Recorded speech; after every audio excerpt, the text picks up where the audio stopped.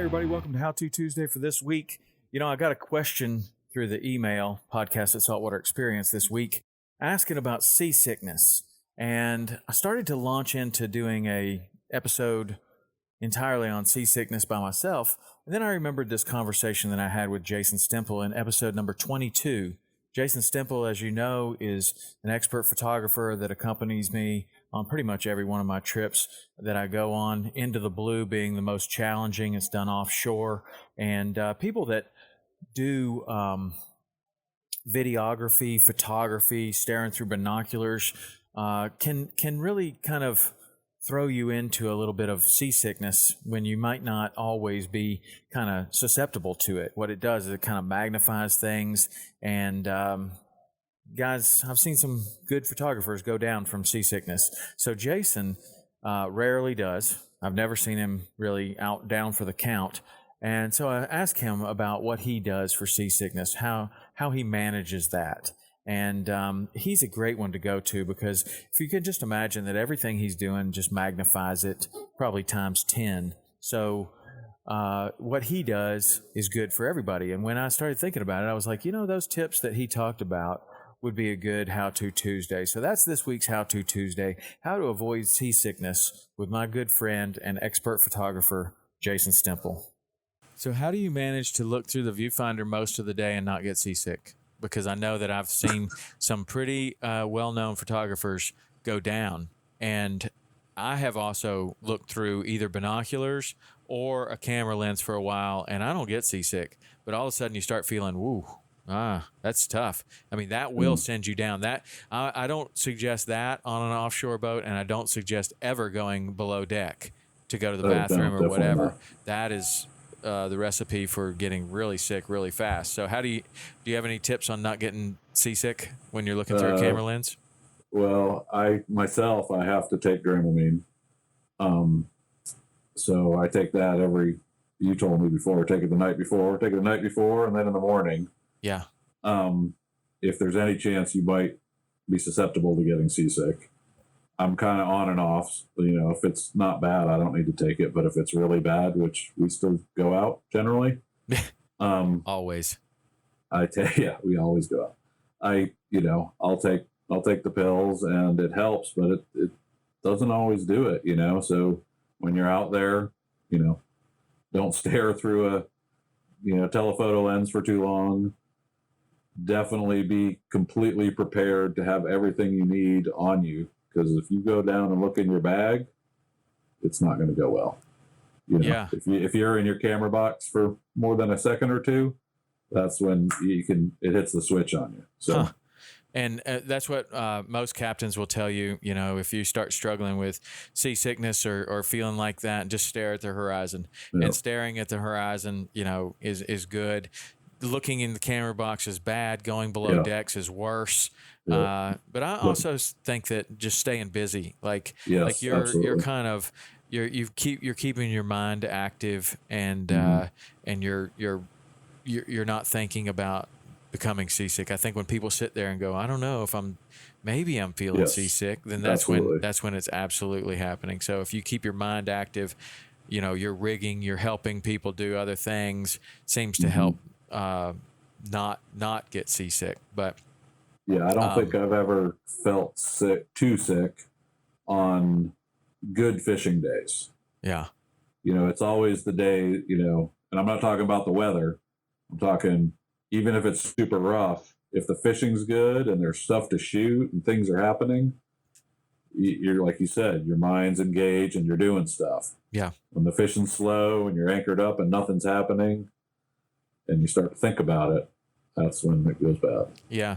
Well, let's talk about that Dramamine too, because for me, I don't really get seasick, but I think becoming seasick for a lot of people, me included, is mostly in your head.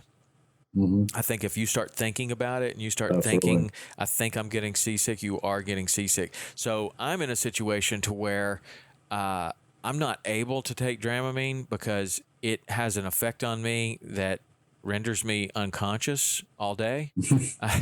I mean, seriously, like if I needed to take I don't know, if I needed to be unconscious for something, a long plane trip, a dental emergency, I could just Dramamine's take a your friend. Dramamine and I would be completely unconscious. And that stuff has such an effect on me that I just simply can't take it and fish or work or produce the shows or do anything. I mean, Yeah. I am completely unconscious. And so somebody told me before, like when we first started Into the Blue, and I certainly didn't have the experience offshore in the type of weather conditions that we were going. Everyone else is canceling, and we're saying, Yeah. no, we got to go. I mean, we need shows. So, I mean, it's blowing 35 miles an hour, and we're going offshore. Hmm.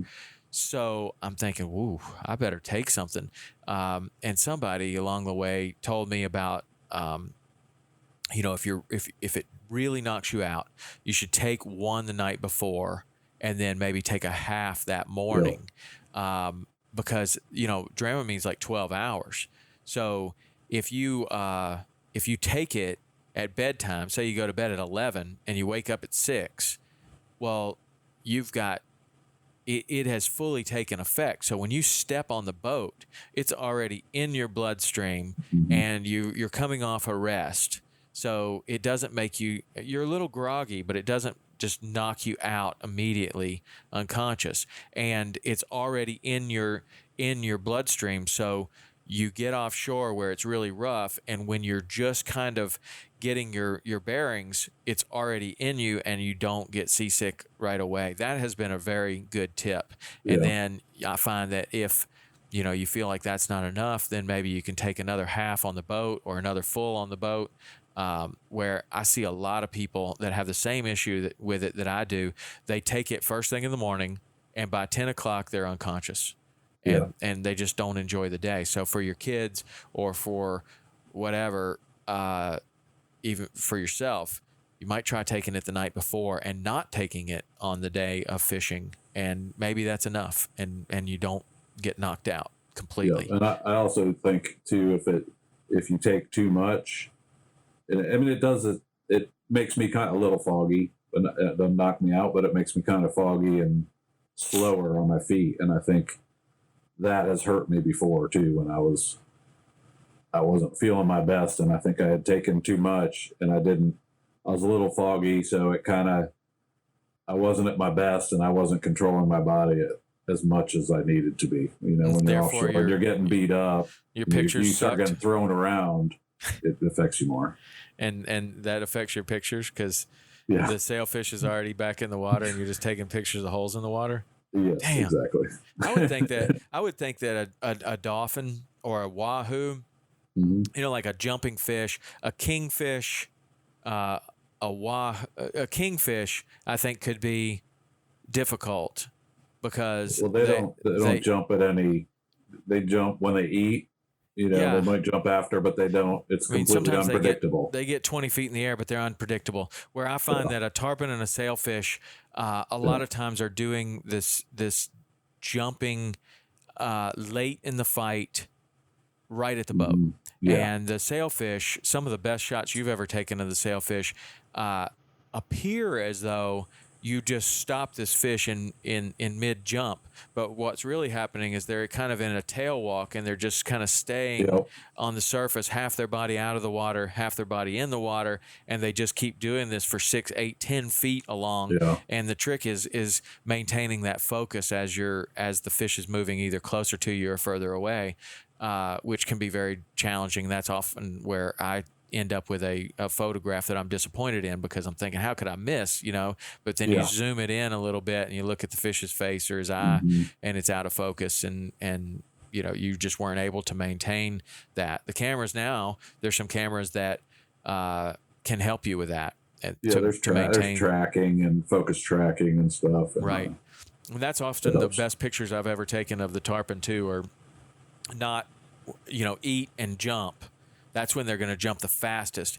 It's later in the fight when you're just about to grab the fish. Maybe you've already even put your hands on it once, and then it's 6 feet from the boat, and it does 2 or 3 leaps right by the boat, and Yes. and they're slower and they're more predictable, and you see the fish rising up in the water, and then all of a sudden it just goes, and it may be even doing a little bit of a tail walk, or you might see it hit 2 or 3 jumps right at the late stages of the fight, which are slower jumps and offer the photographer a better chance of getting it if you know what you're looking for. If you're prepared.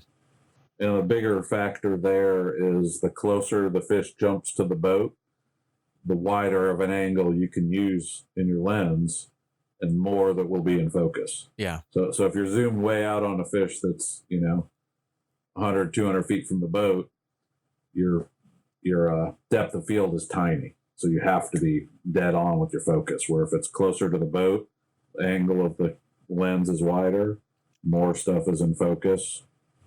So cool. And a wider angle lens doesn't need as much light. So. Okay. All right. Well, that's those are all good tips, man. And I think we've pretty much gone down this whole list of things that I wanted to ask you.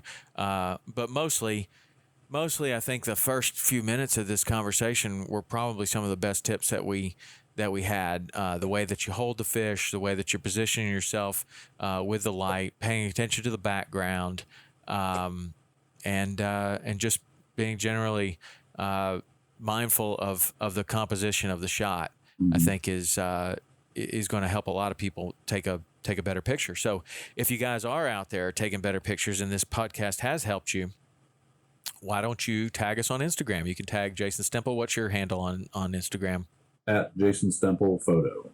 So at Jason Stemple Photo, tag your best photo and let Jason take a look at it, and maybe he can get back to you with some ways that it could be improved, or maybe he just says, "Man, super jealous. That is the best shot I've ever seen." But either way, tag us on Instagram. Tag me. You can tag Tom_Roland or Saltwater Experience, and also Jason Stemple Photo. Follow him, and you can, if you're an aspiring photographer, I would strongly recommend that you follow Jason, because he is putting some of his best work is right there on Instagram for you to look at, and you can look at the composition, you can look at the way that he does the light, you can really start to reverse engineer his photos to make your own photos better. Maybe you don't want to be a professional photographer. Maybe you have no desire to be a professional photographer, but everybody likes to take a good picture. And Jason's been kind enough to offer how long have you been a professional photographer, Jason? Oh, let's just say 20 years. Okay, let's say 20 years, because neither one of us want to feel very old. But Jason's been at it for a long time. He's made the transition from regular film photography and darkroom type work to digital photography and editing on the computer, and he's really picked up a lot of stuff. And he, in my opinion, he's one of the best photographers out there. And so follow him on Instagram, and you can kind of reverse engineer those photos and compare some of your best work to some of his best work. And he's an open book, man. If you reach out to him, tell him you like his work, and maybe he'll help you out with some of the questions that you might have on general photography. But anyway, thanks so much, Jason. And we will do it My again. If you guys like this podcast, please go and rate and review it on iTunes. And again, tag us on Instagram or wherever your social media exploits take you. And until next week, we'll see you. Thanks a lot. See you, Jason. Absolutely. Have a good one.